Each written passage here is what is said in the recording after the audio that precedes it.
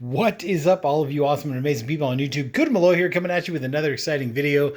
I tried to do this outside, outdoors, but man, it's cold on a Saturday right before the Super Bowl, so I came back inside. Anyways, these are the three knives that I'm going to be testing out March 2nd through the 5th up in the San Gabriel Mountains.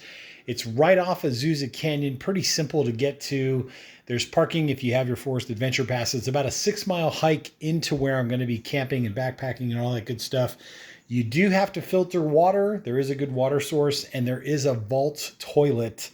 If you have FTS, foreign toilet syndrome, there's a vault toilet for that. Anyways, few people coming up. It's going to be a good trip. It's kind of like a community vibe. We're going to be sharing and caring, safety in numbers, all that good stuff. So if you're available and you're going to be in the San Gabriel Mountains area, either meet us at the bottom of the hill, meet us in the parking lot, meet us up at the campsite, come for a day, come for an afternoon, spend a couple nights, whatever you decide to do. March 2nd, 3rd, 4th, and 5th. That's Thursday, Friday, Saturday, Sunday, 2023. Comment in the comment section down there below. This is an open invitation. Comment in the comment section. Let me know that you're coming. Let me know how to get a hold of you, or you can reach me through Facebook. It's Cooter Malloy on Facebook. Pretty simple. Send me a PM message through Facebook. We'll get in touch that way. If you're a fellow YouTuber, influencer, you get the idea. Let's make a day of this. Let's have some fun, community property kind of vibe. We're not going to do any destroying of anything. No destroying of the knives. It's just a performance test. Like, hey, how does this knife compare in performance to something else? Splitting wood, batoning wood, that's really the goal here. Trying to process wood down to the size of a pencil stick to create a fire in a survival situation. Anyways, you get the idea. So comment down in the comment section down there below. By the way, now's a good time to smash that like button. Also hit the subscribe button if you're not already subscribed. Hit the notification bell if you want to be notified of future videos. So these are the three knives that I'm bringing. I'm also bringing a Silky Gomboy. This is the 240 version. All links to most of the stuff is down there below in the description, by the way. I couldn't find a link to the First Edge. It's almost impossible to find now. If you have one or the 5150 version, definitely bring it up with you if you're planning on coming up March 2nd through the 5th. Okay, so here was just a quick breakdown of each knife. So this is what they look like in their sheaths. This is the First Edge 50/50. It's basically a nylon webbing type material. I guess your belt would go through here. It's got a clip so you can clip it in. It does come with this nice pommel on the end. It's got a hole here for a lanyard if you want to do that. This is a Kydex material. It's basically two pieces of plastic that are sandwiched together. So if I pull this knife out, let's take a look. Let's get some measurements real quick. So if I go at the very end is a drop point. And if I go to the end over here, it's just a hair over 11 inches, maybe 11 inches and a quarter. That is the total length of the First Edge 50/50. Let me flip this over so you can see it this way. And then if I go to the very end right here, you can see what the cutting surface is like, what the lengths are. So you've got, I would say, like, in terms of just straight length, you've got about just shy, let's say 4 3/4 inches of actual cutting edge, right? You got a nice big belly. You've got a somewhat of a finger choil right here to help you with that feather sticking, that fine work, whatever it is. And then obviously you can see the total length of the blade, the exposed blade part is about 5.5 inches or so. Your handle, if you want to know what the handle measurement is, right? So from this point to this point, you're looking at 5 and let's say 3/4 inches. If you talk about actual where your hand goes, let's say that right there, you've got around 5 inches or so of actual handle. There is no belly swell. If you were kind of curious, it's pretty much just straight across. I believe this material is a black micarta type vibe going on, right? Supposed to be good in dry conditions, supposed to be good if the handle gets wet or whatever. These, I'm not sure what these are made out of. I know that the steel is LMAX steel, which is really good at corrosion resistance, really good at edge retention, really good at being able to be sharpened, all that good stuff. This is pretty much a pry bar, as much of a pry bar as you can possibly get. The reason why I chose this knife to purchase, I paid for all these with my own money, by the way. The reason why I chose this knife was because I want to know if thickness of the material, right? This is a 1/4 inch thick. This is a pretty thick material. I want to know if thickness of the material and this I would call this a medium saber grind.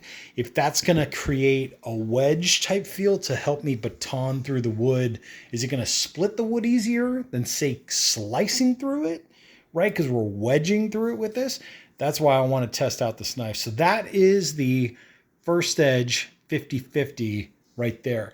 And like I said, in previous videos, I'll put them all in a collection, so you can kind of click on that like a playlist, so you can kind of go through. But if you have a knife that you want to bring up, definitely bring it. And if you want to test any one of these for your own evil devices, as long as you don't destroy it, I'm not going to be doing point tests, right? I don't want to stick the point in and try to break it off. I'm not doing any of that Joe X type stuff. God bless him, but I'm not doing any of that. Like I said, the main purpose of why I'm going up there is in a survival situation. How can you start a fire the most proficient way possible? Which one of these three knives is going to be the most proficient at splitting the wood, batoning it, getting it down to pencil thickness, right? Pencil size thickness to be able to start a fire, feather sticking, all that good stuff.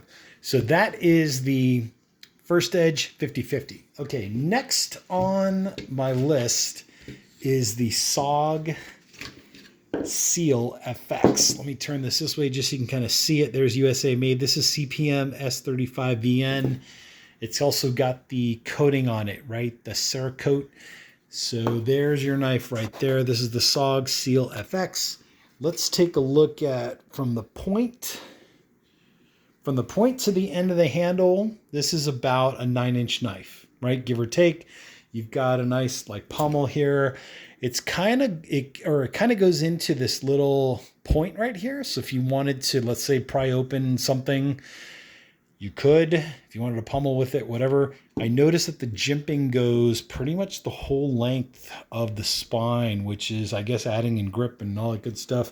You do have some splits right here in the hand, not splits, but just divots in the handle. And you've also got this diamond kind of texture here to help with handling the knife. This feels like some kind of plasticky material. Not sure exactly what it is, but we're going to test it, see how it performs when it's dry and when it's wet. You do have a hole there for a lanyard in case you need it. And then I believe these are Allen screws that are holding it in place. So this is your CPM S35VN steel, right? You got that going. So like I said, the total length is about 9 inches, right? Give or take. So there's your knife if you want to see it on the measuring and all that good stuff. And then in terms of just linear cutting edge, I would say you've got about 4, and what would that be, 1/8, right? About 4 1/8 of actual cutting, but the total length of the cutting surface, maybe 4 1/4. Is that what that is? Right. And then you've got this little protector here for your finger. You do have this as kind of like part of your grip, right? So when you're gripping and holding the knife, you know, there you go, there's that. But basically there you go. And then if you want to know what the handle length is, like available handle length, let's call it, that would be about 4 inches, right? So you got 4 inches right there. So there's that part. So there's your measurements if you want to take that screenshot. This hole is an interesting concept. I want to know if this aids in splitting wood, right? But when you're batoning the wood, does that air gap make a difference in helping the wood to split? We're going to find out, right? That's the whole point. Speaking of points, this does have a clip point, which from what I've researched, I believe if I'm batoning on this clip point, more of a risk of this clip point being broken, but also I think this clip point is going to chew into the batoning wood, the wood that I'm using to do the batoning, right? That's going to chew that up. We're going to test the theory, see how bad it is. Also, if you notice on the edge, you do have a thinner edge towards the point. So if you can see that on camera, see how it's kind of ground this way and then it's ground this way as well. You can tell by the shadows right there. So we're going to see what all that does. We're going to test all this. Anyways, there's that. The sheath is pretty cool. It is ambidextrous. You can flip it over either way. There is a clip that comes with this. I don't have it in the video. Sorry. I'll bring it up there to the mountain though. It's basically a thin little clip that you can clip onto your belt or whatever, your backpack. Anyways, you get the idea. So there's the SOG Seal FX. If somebody has a seal pup, bring it. if somebody has any one of the other SOG survival knives, bushcraft knives, definitely bring them up. Let's test them out. Let's have fun with that. Okay, this I think is going to be my go-to knife. I can already kind of tell. This Kydex sheet is pretty nice. It's kind of like a fold over taco design, right? So it was probably one piece and then they folded, Esee folded it over to kind of give this. It does have this little clip back here, which is really nice. You can clip this onto your belt, your backpack, whatever. Really good ching there, solid piece of metal. So this is the Esee Laser Strike, right? This was specifically designed, I think, for some random mission down South America or something. I don't know the whole story. You're gonna have to research that yourself. But anyways, let's do the measurements. So here's from the end, right, to here. You're looking at a total length of about, let's say, 9.5 inches, right? So that's your total length of your knife. Your actual linear cutting length is, I would say a little over 4.5, close, like a little over 4.25. That's your cutting linear edge, if that's what you want to call it. And then you've got this nice finger choil here to help with the feather sticking, the fine detail work if you want to get your fire started, that kind of stuff. Remember, the whole point of doing this series is firecraft. We're looking at more, I'm not trying to make a wooden spoon out of these knives. I just want to know what's going to split the wood the easiest, what's going to give me the best feather sticking, what's going to give me the best batoning of the 3 knives that I have that I want to bring up to test. So then your handle, let's do the handle on this one. So let's say from the choil part to the end, you're looking at 5 inches.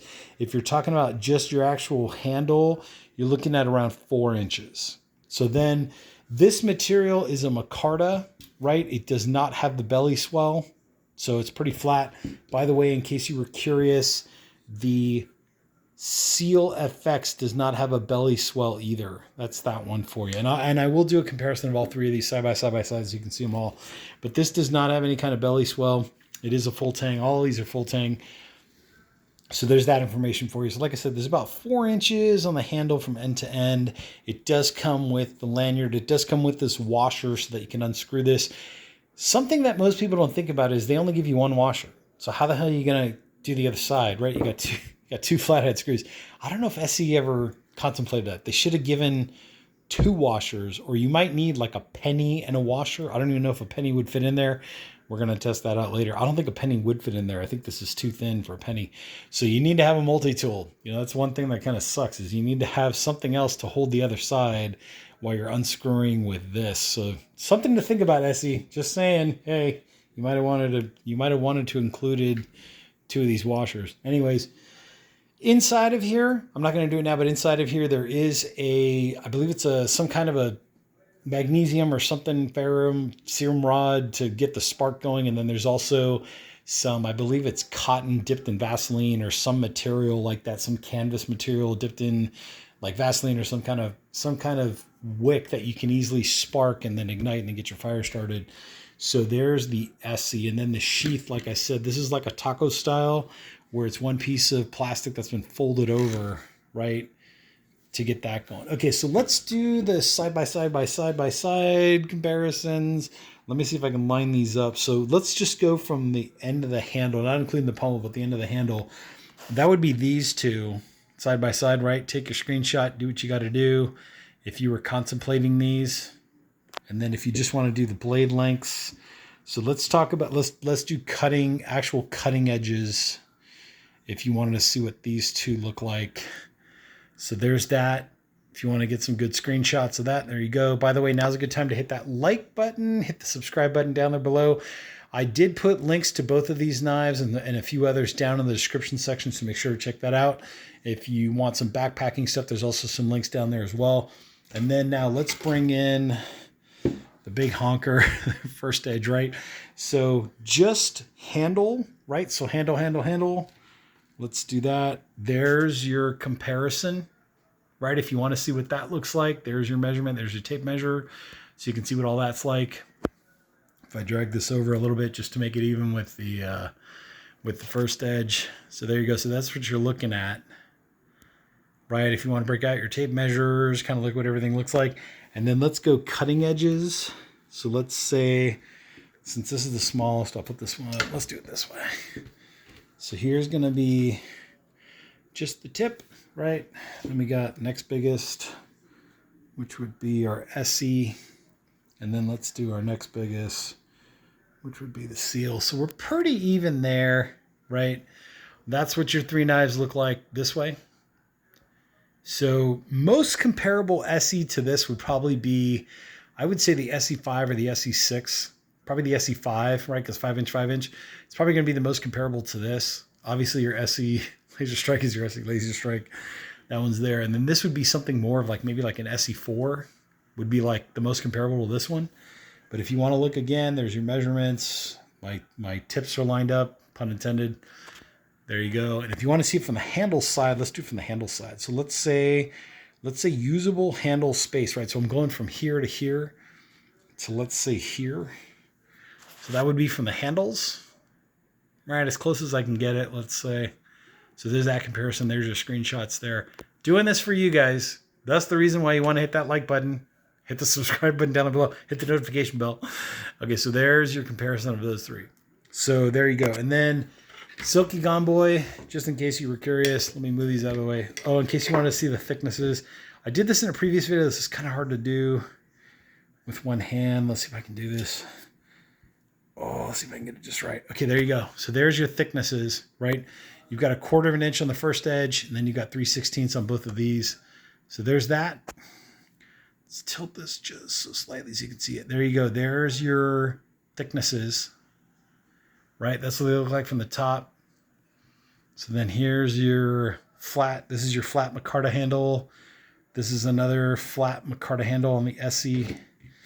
That Tanto wants to get in there. All right. So there's your flat handle there. And then here's your handle there on the FX.